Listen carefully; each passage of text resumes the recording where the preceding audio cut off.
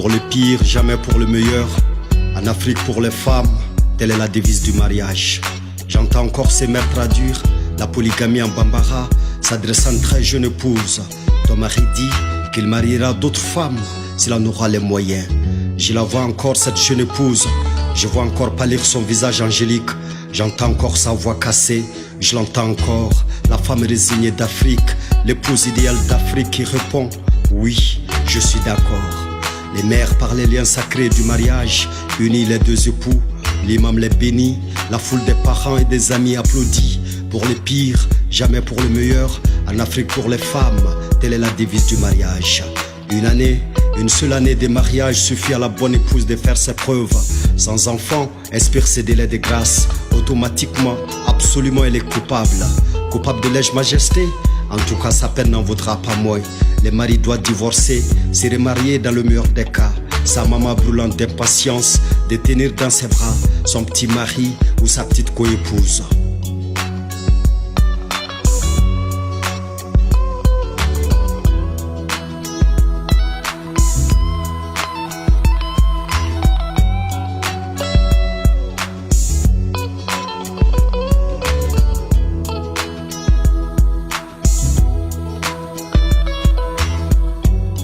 Et si le mari était stérile? Impossible. Dans le meilleur des cas, pensera-t-on à cette éventualité? Dans les pires, la femme doit se résigner, accepter son sort. Dieu l'aura voulu ainsi. La soumise femme d'Afrique traîna dans les rizières, un enfant par les bras, un autre au dos, un autre encore dans le ventre. Elle revient à la maison, sans repos, préparer à manger, laver les ustensiles et les linges, préparer encore la nuit, se laver enfin. Non pour se reposer, mais accueillir, entretenir un mari qui en mariera d'autres s'il en aura les moyens.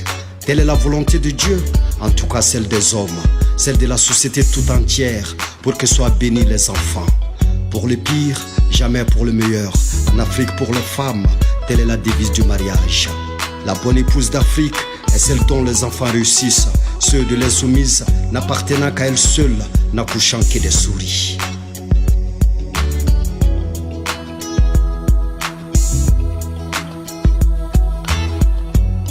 Nous autres chômeurs, voleurs ou assassins, nous autres aveugles, sourds ou muets, nous autres souffrant de tout autre handicap, nous autres parias, intouchables parce que pauvres, sommes-nous tous des fils d'insoumises?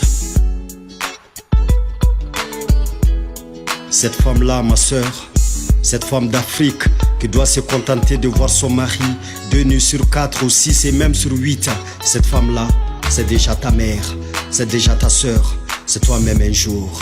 Cette femme-là, mon frère, cette femme d'Afrique, ridiculisée, battue, répudiée sans frais. Cette femme sous le soleil, dans de durs labeurs pour que tu sois béni. Cette femme-là, mon frère, c'est déjà ta mère, c'est déjà ta sœur, c'est ta propre fille un jour.